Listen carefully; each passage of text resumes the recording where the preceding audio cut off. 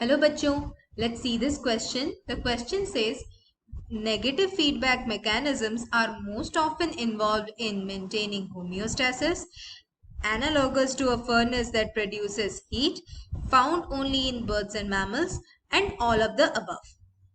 हमारा क्वेश्चन यहाँ पर ये कह रहा है नेगेटिव फीडबैक मैकेनिज्म्स जो है वो उसके लिए चार ऑप्शंस दिए गए हैं। पहला ऑप्शन है ये कि वो मेंटेन करता है होमियोस्टैसिस।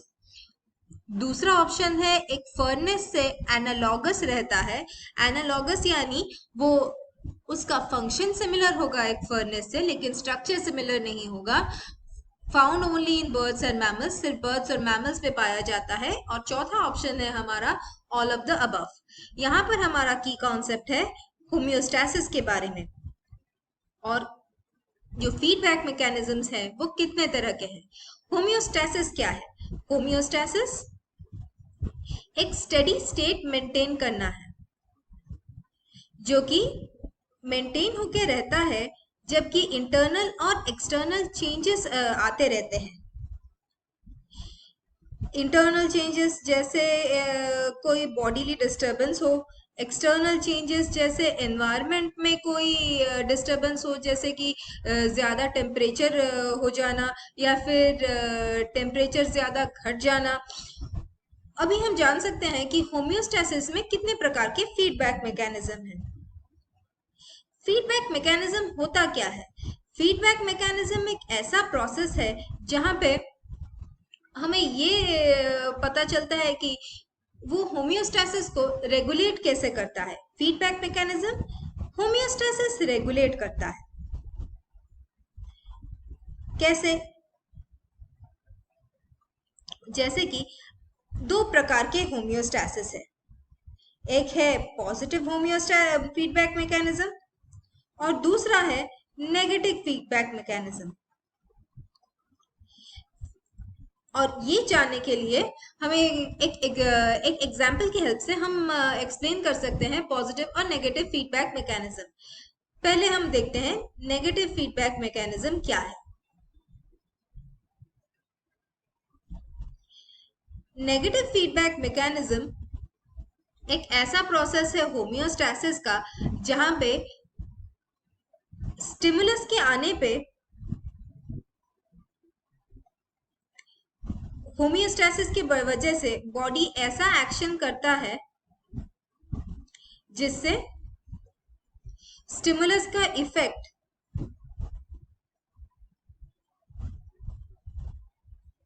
घट जाता है। जैसे कि हम एग्जाम्पल के फॉर्म पे ले सकते हैं हमारा बॉडी का टेम्परेचर। जब फीवर आता है तब बॉडी टेम्परेचर बढ़ जाता है हमारे नॉर्मल से, जो कि 37 डिग्री सेल्सियस के पास होता है। बॉडी टेम्परेचर जब इंक्रीज होता है बॉडी में हाइपोथैलेमस तक सिग्नल जाता है, जो कि हमारे बॉडी का थर्मोस्टेट है, और ये फिर से सिग्नल करता है बॉडी को स्वेटिंग के लिए। और स्वेटिंग की वजह से हमारे बॉडी में एवापोरेटिव कूलिंग होता है, और एवापोरेटिव कूलिंग होने से बॉडी का टेम्परेचर ग्रेजुअली डिक्रीज करता है, और जिससे होमियोस्टैसिस मेंटेन होके रहता है। और ये है हमारा नेगेटिव फीडबैक मैकेनिज्म, जिससे स्टिमुलस के होने की वजह से बॉडी में जो बॉडी एक्शन होता है होमियोस्टैसिस की वजह से स्टिमुलस का इफेक्ट डिक्रीज हो रहा है। जबकि पॉजिटिव फीडबैक मैकेनिज्म ऑपोजिट है। पॉजिटिव फीडबैक मैकेनिज्म में क्या होता है ना, जब स्टिमुलस आता है और बॉडी में होमियोस्टैसिस का एक्शन होता है तो वो एक्शन हमारे स्टिमुलस को ज्यादा इंक्रीज करता है। जैसे कि हम एक एग्जांपल ले सकते हैं चाइल्ड बर्थ के टाइम का। चाइल्ड बर्थ के टाइम में चाइल्ड बर्थ के टाइम में क्या होता है ना,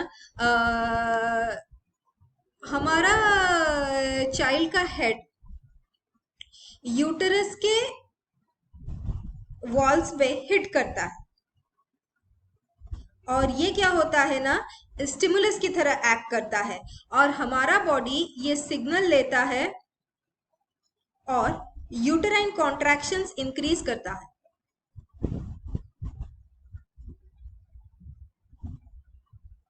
और यूटराइन कॉन्ट्रैक्शन इंक्रीज होने से अल्टीमेटली चाइल्ड बर्थ होता है। ये है हमारा एग्जाम्पल पॉजिटिव फीडबैक मैकेनिज्म, जिससे स्टिमुलस की वजह से बॉडी में एक ऐसा एक्शन होता है होम्योस्टैसिस की वजह से, जो कि स्टिमुलस के इफेक्ट को इंक्रीज करता है, जैसे कि हमारा चाइल्ड बर्थ का एग्जाम्पल है।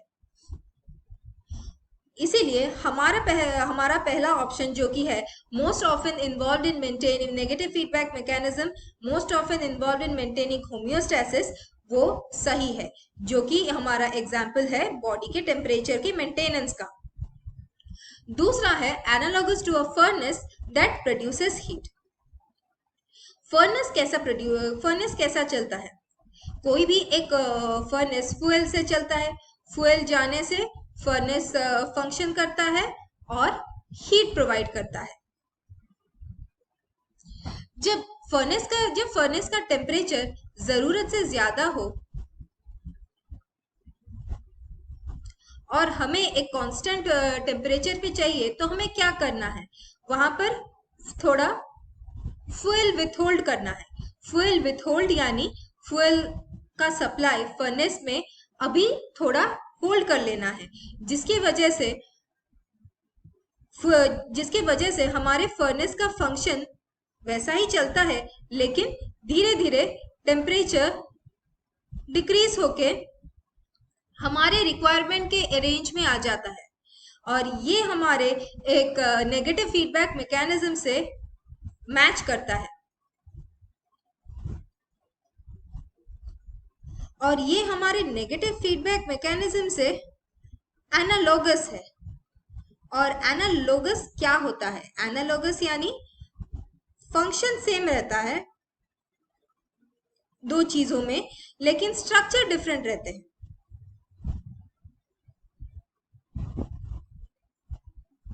तो हमारा सेकेंड ऑप्शन भी सही है।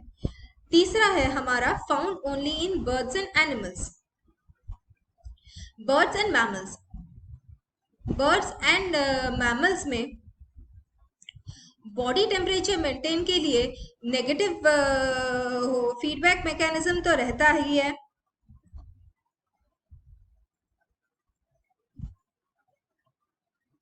जो कि मेंटेन रहता है डिफरेंट स्ट्रक्चर से। जैसे इंसुलेशन प्रोवाइड करने के लिए बर्ड्स में फेदर्स होते हैं,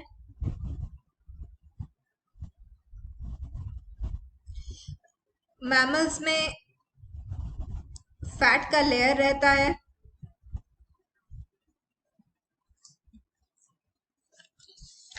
और कई ऐसे स्ट्रक्चर्स रहते हैं जो कि मेंटेन करते हैं हमारे बॉडी में एक कांस्टेंट टेम्परेचर।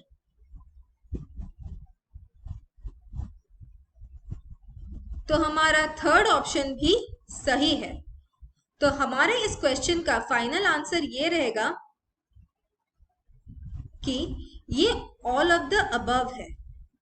तो क्वेश्चन है हमारा negative feedback mechanisms most often involved in maintaining homeostasis, analogous to a furnace that produces heat and found in birds and animals. तो हमारा फाइनल आंसर है all of the above. I hope you understood. Thank you and all the best.